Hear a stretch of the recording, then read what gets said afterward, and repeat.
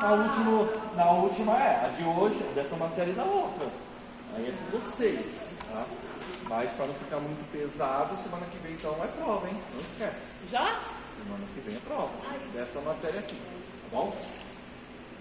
Vamos lá, irmãos. Então nós estamos estudando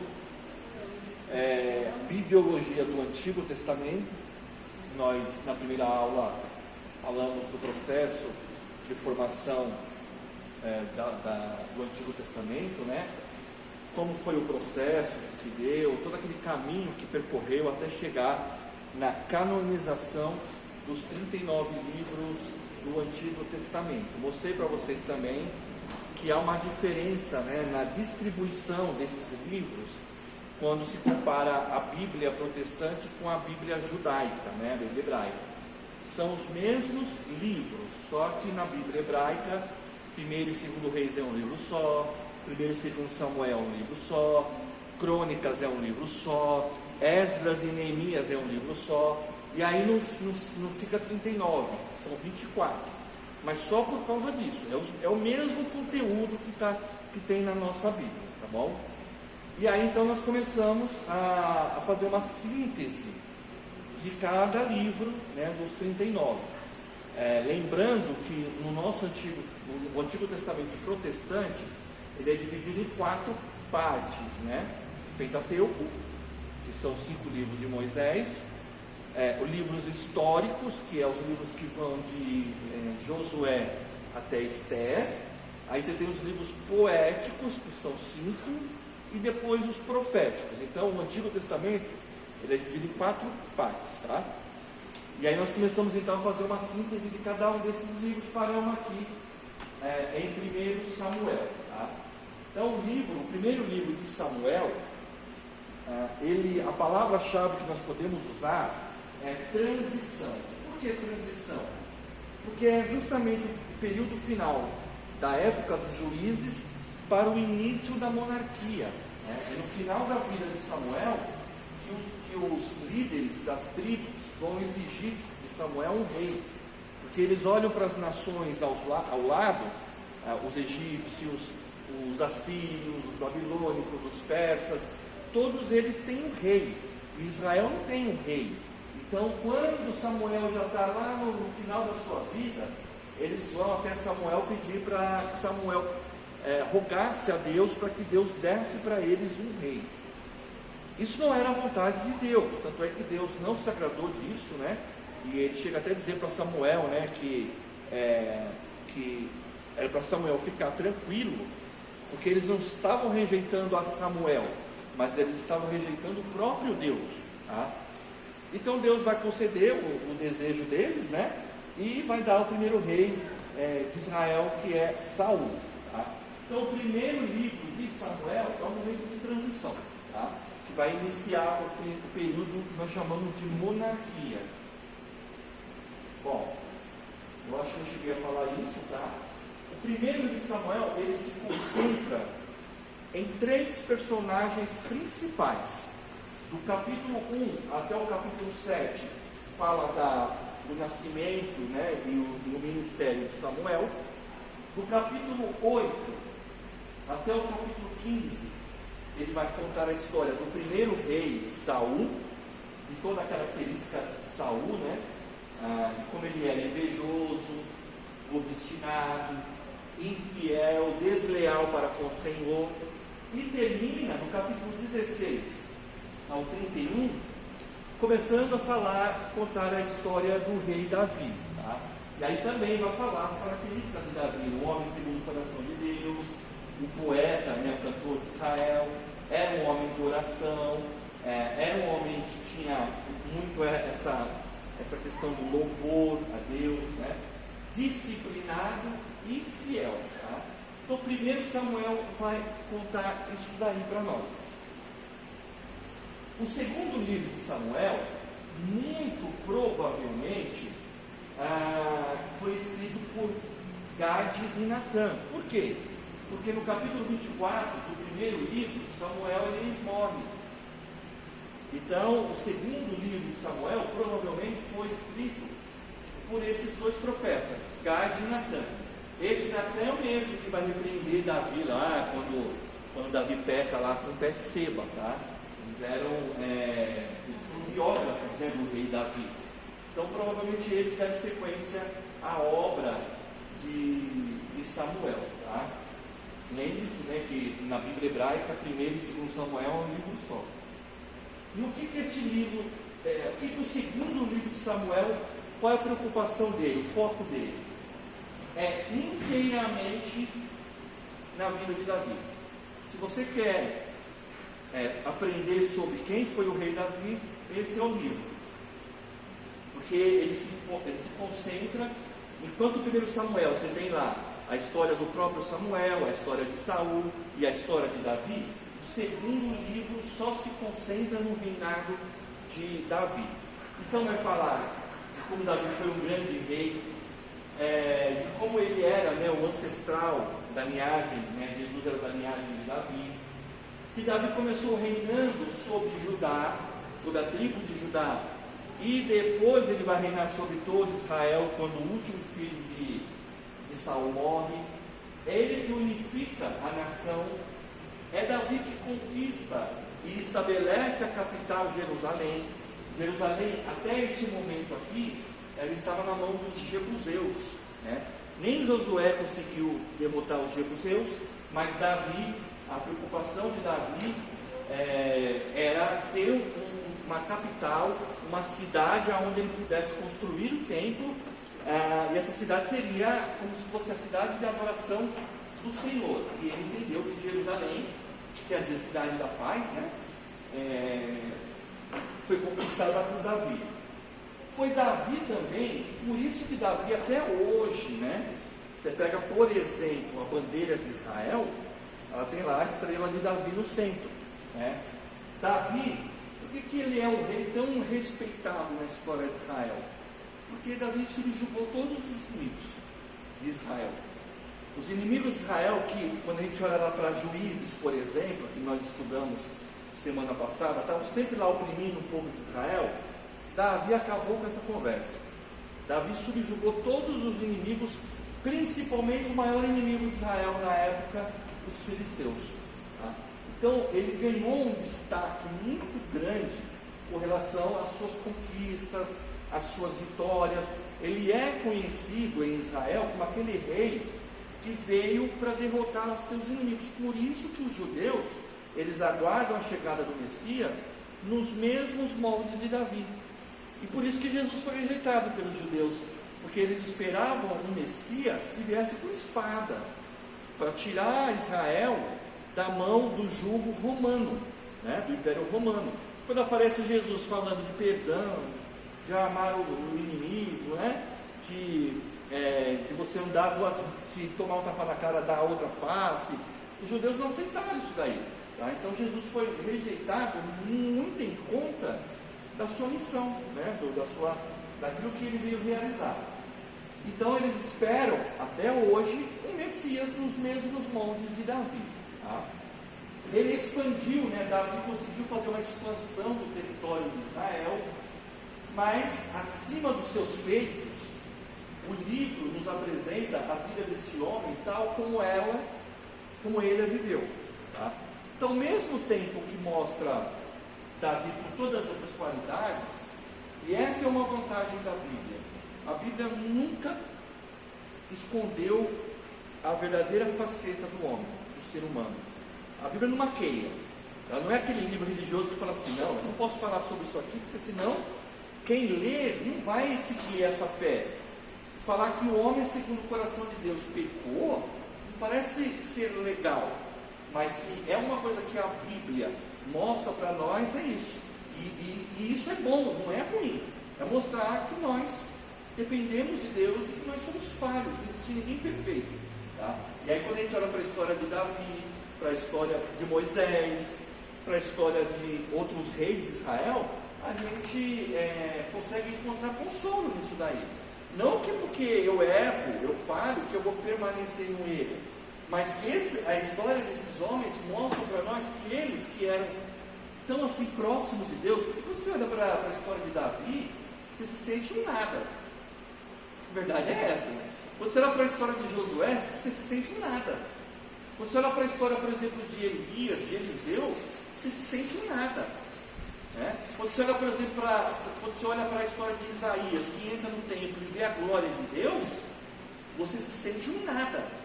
Mas, por outro lado, quando você olha para a história desses homens e vê que eles erraram, que eles tiveram tropeços na sua caminhada, que mesmo assim eles permaneceram, consertaram os seus caminhos errados, isso nos traz conforto, porque da mesma forma que eles, que eram tão piedosos, falharam, a gente também pode falhar, tá?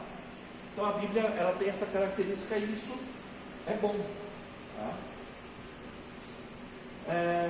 Então Davi é o grande personagem do segundo livro. Então, do capítulo 1 ao capítulo 10 vai falar da elevação de Davi, né, como rei, né, as primeiras conquistas, como ele ganhou o coração do povo com essas vitórias. Do capítulo 11 ao capítulo 20 vai falar do pecado de Davi e como ele se enfraquece com isso, tá? E aí você pode pensar assim, mas você acabou de falar, irmãos, todo pecado tem uma consequência. Isso é fato. Isso não quer dizer que, por exemplo, eu pequei, me arrependi, então a consequência do meu pecado eu não vou colher, você vai colher. Tá? Então, foi o que aconteceu com Davi. O fato de ele ter pecado não tirou os méritos dele, a consideração dele com Deus. Pelo contrário, porque ele pecou, mas quando você olha, por exemplo, para o Salmo 53, né? 53 Salmo de Davi, né? 51, isso, obrigado. Fala que ele pecou e ele clama a Deus: Senhor, não afaste de mim o teu espírito, mas me purifica. Você vê ali um homem que reconhece o seu pecado, mas ao mesmo tempo chega a Deus. E isso que é importante, irmão. Quando nós, se porventura, algum de nós passar por uma situação parecida, não precisa nem ser a questão de adultério, mas a questão de um pecado que a gente sente que nós estamos enfraquecidos, o que nós temos que fazer é correr rapidamente os braços de Jesus e não nos afastar, né? Porque o pecado já tem essa função. O pecado já nos afasta de Deus. Se a gente, por nós mesmos, fizermos mais isso, é pior. Tá? Então, o que nós temos que fazer é correr para os braços de Jesus. E Davi fez isso. Tá? Do capítulo 21 ao 24, vai falar dos últimos anos de Davi, né? Fala da sua última loucura. O que é essa última loucura? É quando Davi ele olha para o seu exército, né? Ele olha talvez já numa idade avançada, já não está bem consciente das suas ideias. Ele chama Joabe e ele manda Joabe contar quantos soldados tem no seu exército. Nós entendemos, a maioria dos intérpretes, comentaristas, eles vão dizer que isso daí foi uma soberba de Davi, porque ele estava depositando todas as suas conquistas no seu braço, no seu comando, no seu exército. E Deus o puniu por causa disso. Tá? E Deus então permitiu, né, que ele escolhesse sobre três punições para que ele sofresse as consequências de um erro que ele cometeu. Tá? Então mostra isso daí nos últimos anos de Davi. Tá? E tudo isso só engrandece mais a vida de Davi, tá? Tudo que ele realizou. Primeiro e segundo Reis. Reis, originalmente, né, na Bíblia hebraica, ele era um livro só. Ele narra o quê? A continuidade da história de Israel, começando no ponto que terminou segundo Samuel. Tá? E ele vai abranger 4 séculos seguintes. Então começa ali mais ou menos no final do reinado de Davi. O Reis ainda narra um pouco da história de Davi e vai até o período alto de Salomão, tá? Quando Salomão constrói o templo, passa pela separação das tribos do reino. O reino vai se dividir no governo do filho de Salomão, né? Quando Salomão morre, seu filho Roboão assume o reinado, e é no reinado de Roboão que as tribos a nação vai se separar, né? Passa também pela queda de Samaria. Samaria é a capital do Reino do Norte, e ela vai cair no ano 722 a.C., na mão dos assírios. E o Reino do Sul, que a capital era Jerusalém, vai cair na mão dos babilônicos no ano 586 a.C. Então o livro de Reis, ele vai falar desse período aqui. Por isso que chama Reis, porque vai contar a história dos reis de Israel, tá? Tanto dos reis do norte como dos reis do sul, tá? Deixa eu ver se eu acho que eu tenho um mapa aqui. Ó. Esse era o reino de Israel na época de Davi, de Saul, Davi e Salomão, tá? Quando Saul reinou, Israel era só esse pedacinho vermelho aqui, ó. Quando Davi começou a reinar, ele conseguiu expandir o reino para isso daqui. E Salomão conseguiu pegar mais um pedaço aqui, tá? Ou seja, o reino de Israel atingiu o seu momento mais áureo, tá? Sob o reinado de Saul, Davi e Salomão, nós chamamos o período do Reino Unido, tá? Durante esses 3 reinados, coincidentemente, os 3 reis, Saul, Davi e Salomão, reinaram por 40 anos. Então, se eu somar os 3, eu vou ter 120 anos de um reino unido, tá? Quando Salomão morre, seu filho Roboão assume o reinado, e Roboão, ele não puxou a sabedoria do pai, tá? Então, sob o reinado de Roboão, esse reino vai se dividir. Então, uma parte vai ficar aqui no sul, que vai ficar conhecido como Reino do Sul, ou Reino de Judá, capital Jerusalém. Quantas tribos de Israel era mesmo? 12. Dessas 12 tribos, 10 vão seguir para o norte, e 2 vão ficar no sul. Então, o reino de Judá, ele é composto de 2 tribos, Judá e Benjamim. E as outras 10 tribos vão formar o reino do norte. O reino do norte, a capital é Samaria. E o reino do sul, a capital é Jerusalém. Tá bom? Então, quando vocês estiverem lendo o livro de Reis, e vocês lerem lá, e reinou Asa no lugar de seu pai, Roboão, sobre Judá. Aí você tem que lembrar, tá? O reino está dividido. Então, Asa foi rei de Judá. Acabe foi o pior rei, foi rei do reino do norte. Ficou Judá aí? Benjamim. Dos reis do norte, nenhum prestou. Nenhum. Tá? Não há nenhum rei do norte que você possa falar assim, fez conforme o que Deus queria. O reino do sul também teve reis que não prestaram, mas tinha alguns reis que eram tementes a Deus. Então, quando você ouve falar dos reis bons de Israel, você vai ouvir falar Josias, Ezequias, Asa, Uzias. Todos esses reis foram reis de Judá, do reino do sul. Tá? O reino do norte não teve nenhum rei bom. E por isso mesmo, eles vão cair antes. No ano 722, a Assíria, que ficava mais ou menos aqui, ó, nessa região do mapa, vai vir e vai invadir o reino do norte, vai destruir Samaria, né? Vai conquistar Samaria, e só não conquista Judá, porque aqui tem o nome de Deus. Na época do profeta Isaías, a Assíria estava próxima para invadir Judá. O profeta era Isaías e o rei era Ezequias, que também foi um rei bom. E aí Deus não permitiu que a Síria entrasse em Judá. Tá bom? Só por causa de Deus, porque militarmente não tinha como resistir a Síria, tá?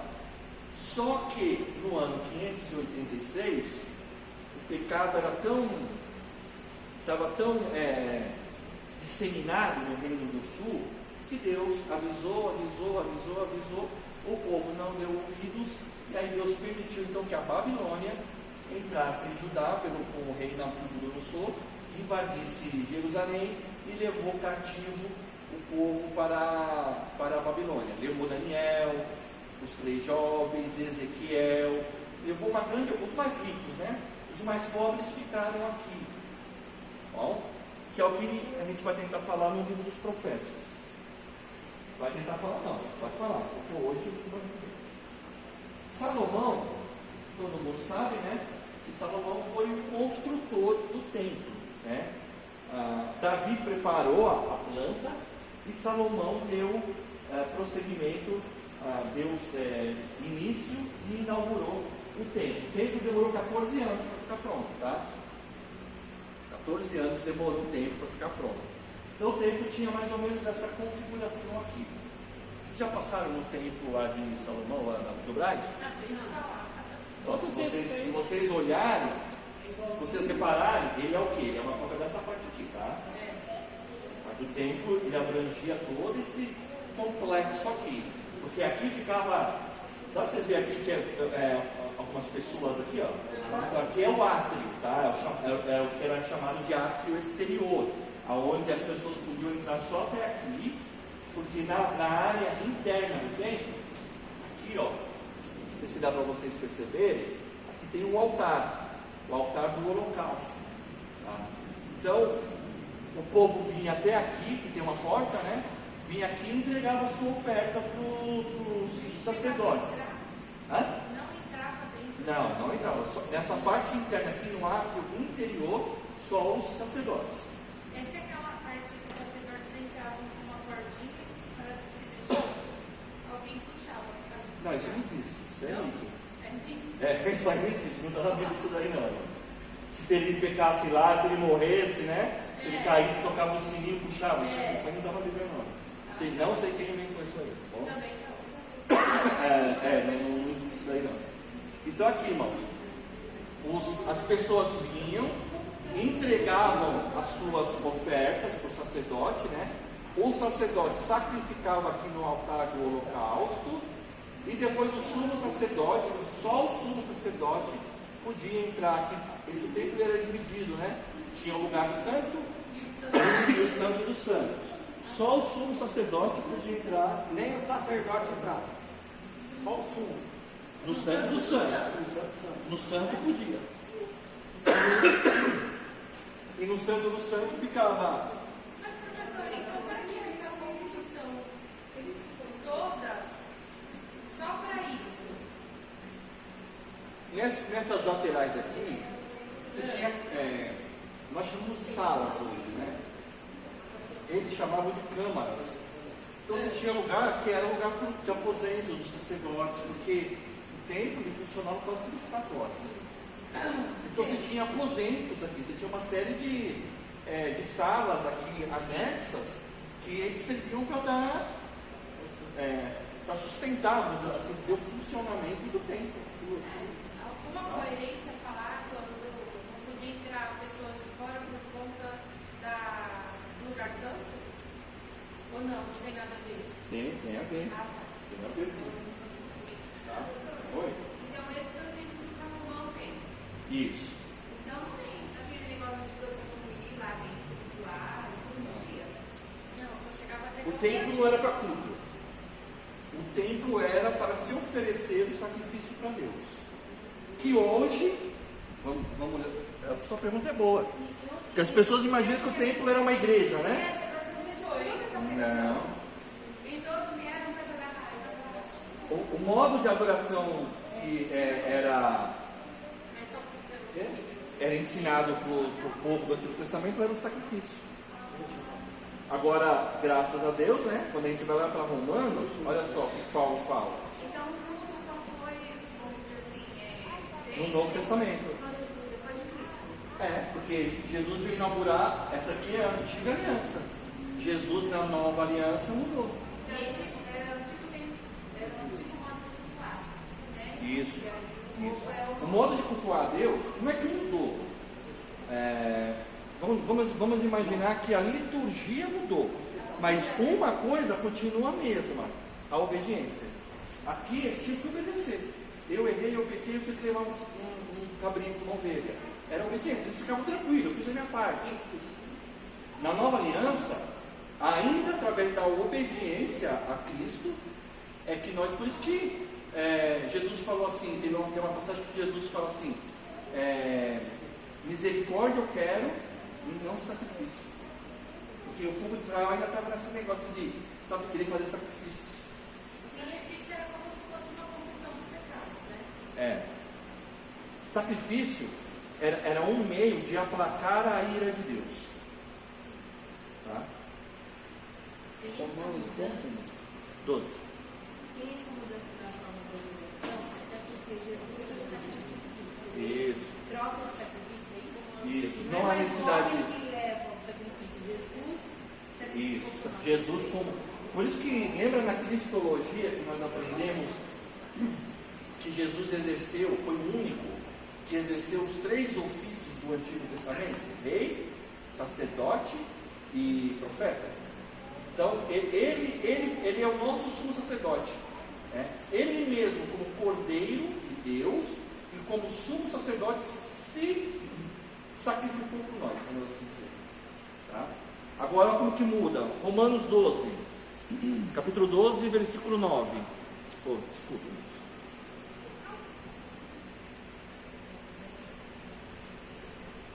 Romanos 12, versículo 1.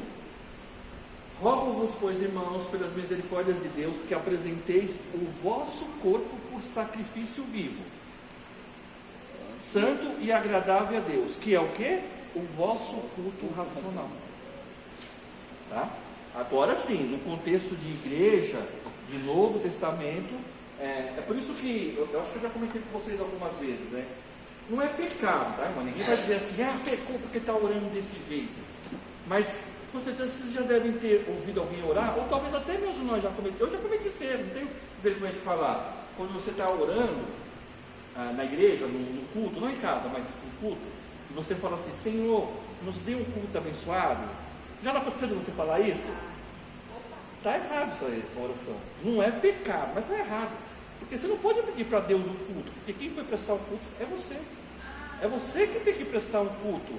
E não eu pedir um culto para Deus. Tá? Não é ignorância nossa. Não é que é pecado, porque a gente não está fazendo aquilo por maldade, mas é uma falta de entendimento. Tá? E ensinamento também, porque o pastor, na Assembleia, tem a doutrina e ensinava isso. Sim, eu sei. Eu vou prestar um culto racional a Deus. Você que vem prestar o seu culto. Eu não posso chegar e falar assim, o culto não foi bom. Se o culto não foi bom, porque você não prestou o culto. Exatamente. Oi?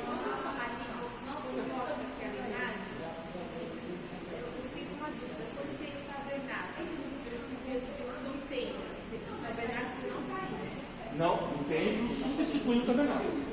Substitui a tenda. Isso.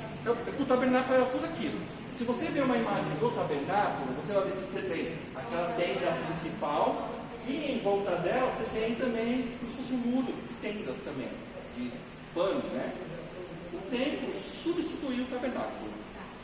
Bom? No tempo da universidade, basicamente parecido.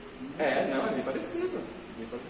E é gigante, né? Você passa do lado daquele templo lá. Nunca passei por lá. Você olha, é enorme. Você até se assusta de passar próximo dela. Eu vi uma reportagem, pastor, que ele pediu permissão para Israel para usar as mesmas medidas. Não. O templo de Israel, com certeza, não era daquele tamanho. Só a parte que o irmão falou. Não era. O templo de Israel não era daquele tamanho. Aquela obra lá do Braz é uma obra descomunal. O templo de Israel não era daquele tamanho. Tem as medidas, que eu não vou citar aqui. Mas qual que era maior? o Braz. O templo de Israel era menor. Nós estamos falando de um templo do ano 900 a.C., né? Hoje tudo é gigante. Né? Tem as medidas do templo. Eu já fiz, acho que era 40 metros, se não me falha a memória. O templo de Israel não devia ser muito maior do que essa igreja, não.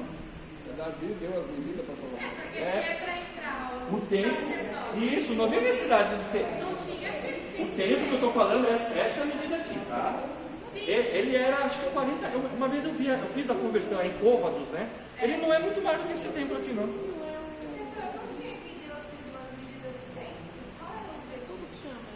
Por que Deus deu? Porque é dele, né? É. Vai fazer minha casa assim. Irmão, Quando a gente pede pro pedreiro, olha, eu quero minha casa assim, é a mesma coisa Deus. bom, então vamos lá, irmãos, ó. E aí então, você vai lendo o livro de Reis, dos Reis, e vai chegar um momento que vai falar da separação do rei, tá? Do reino. Então aqui essa parte laranja é o reino do norte. Aqui dá para ver bem Samaria, né? O reino do norte ficou conhecido como reino do norte ou reino de Israel. Cuidado! Por quê? Por que como ele ganhou esse nome, reino de Israel? Tem muita gente que pensa, reino de Israel, então deve ser, as coisas deviam ser boas lá. Não. Tá? Então o reino do norte, o reino do norte não teve nenhum rei que prestava. Tá? É aqui que vai governar Acabe, Jezabel, Jeroboão, tá? E aqui essa parte verdinha aqui é onde ficou as duas tribos de Judá e Benjamim, que vai dar o reino do sul. Tá bom? Então esse reino vai ficar dividido. É porque esse povo daqui, eles se rebelaram e eles, a primeira coisa, o primeiro rei do reino do norte é Jeroboão. Jeroboão I, que teve anos depois do Jeroboão II. A primeira coisa que ele faz, sabe o que é? Ele chega e fala assim: o templo não ficava aqui em Jerusalém? Sim. Israel não tinha as festas, Páscoa, Tabernáculo, Pentecostes.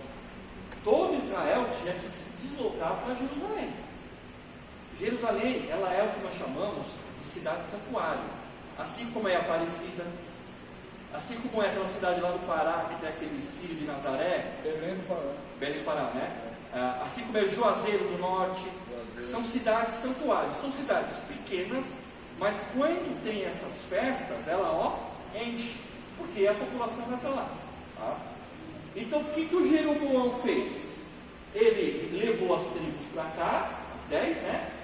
E ele falou assim: bom, eu preciso fazer alguma coisa para o meu povo, os meus súditos, não descer para Jerusalém.